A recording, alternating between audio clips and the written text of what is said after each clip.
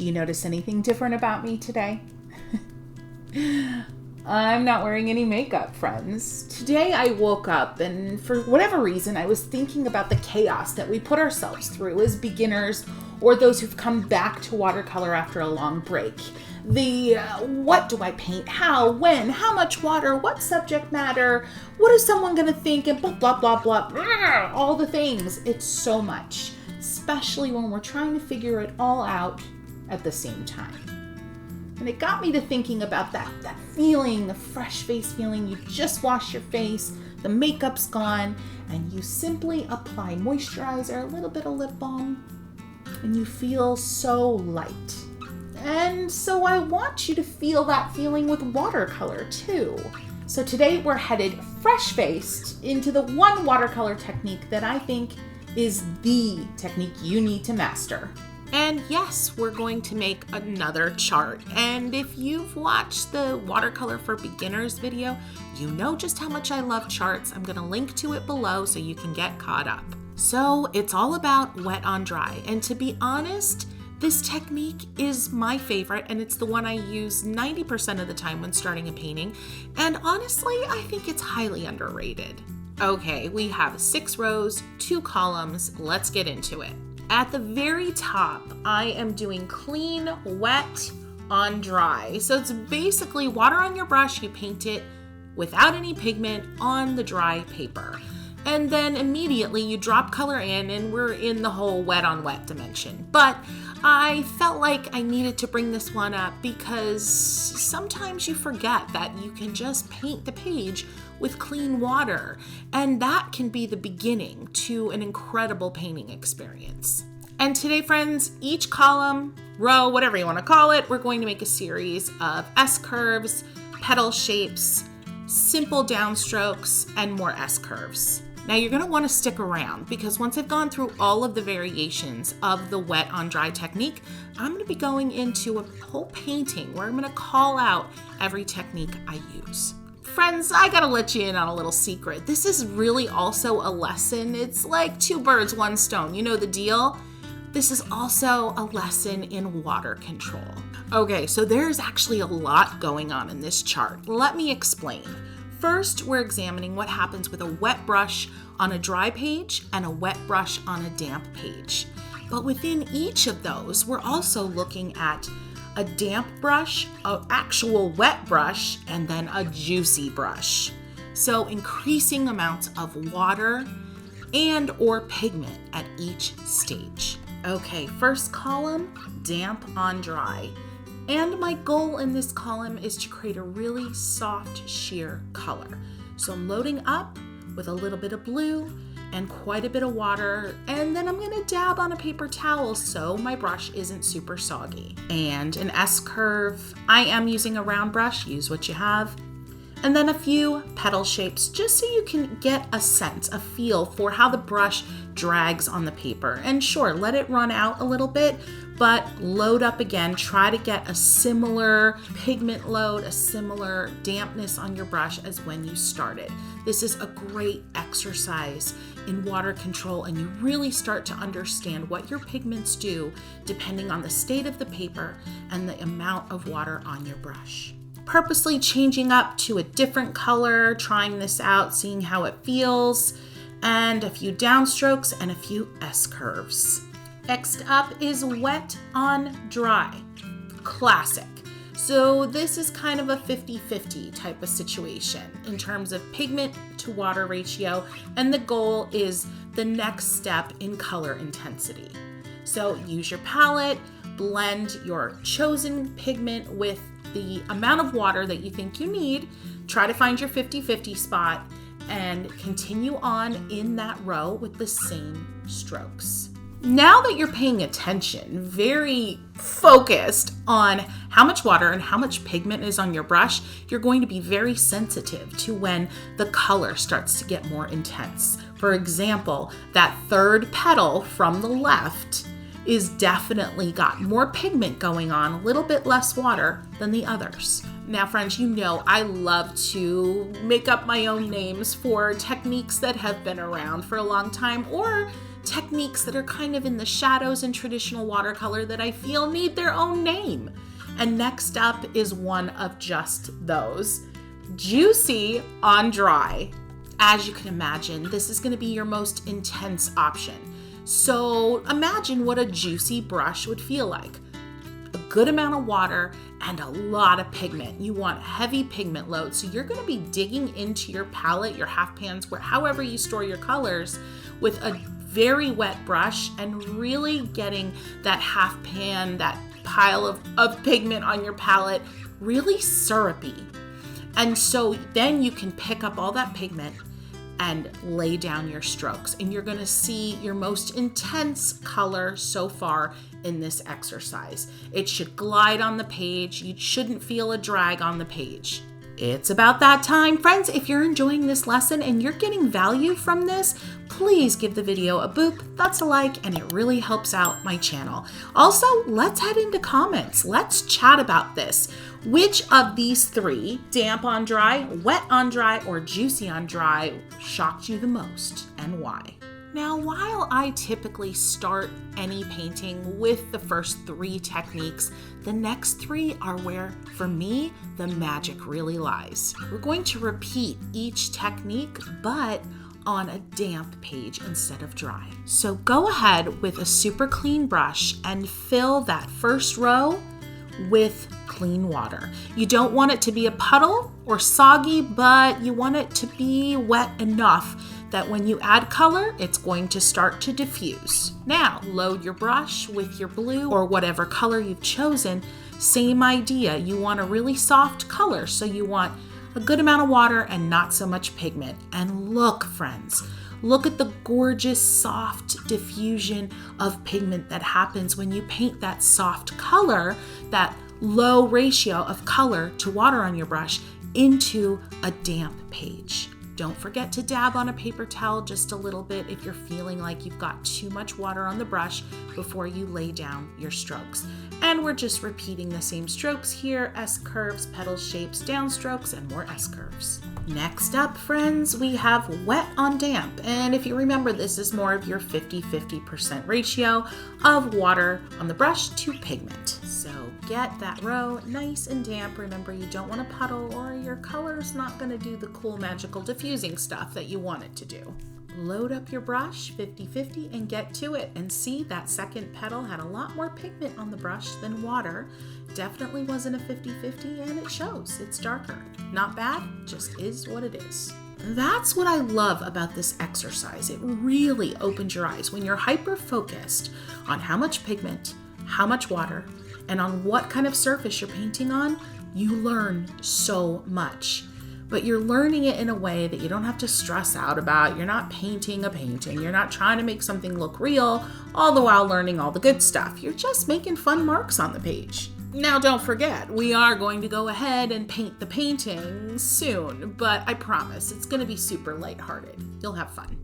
All right, last but certainly not least on this chart is Juicy on Damp. And I got to tell you, friends, this one is where my jam is at, okay? So remember, you're gonna load up that brush. You want that color in your palette to be syrupy. If you need to spray your palette down again and wait 30-40 seconds to let it juice up, by all means.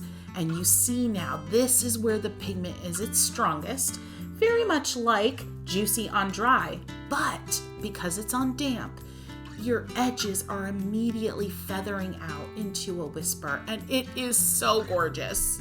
Now also take a moment to look back at the previous two rows and look at how much the color spread, and just make a mental note of that, because it's important for you to know, based on how damp your paper is, how much that color travels before it dries in place. All right, friends, head into comments. I need to hear which of the 6 techniques was your favorite, and do you envision using the most in your painting? Okay, and while you're at it, if you haven't already, give the video a boop. It's a like. I appreciate it so much. As promised, we actually are going to make some art today, and I didn't know what to paint in the moment, so I literally just grabbed this scarf off the back of my chair in the studio. It's pretty. It gives me some inspiration. I'm definitely not going to try to be realistic about it and completely recreate it, but it gives me a springboard for this painting. Friends, I'm not going to teach you how to paint what I'm about to paint today. I'm simply going to call out one of the 6 techniques as I use them, so you can understand how these techniques fit into the realities of the art you might be using them in. Technique name flash up on the page, so if you want to pause and really examine what's going on, you can.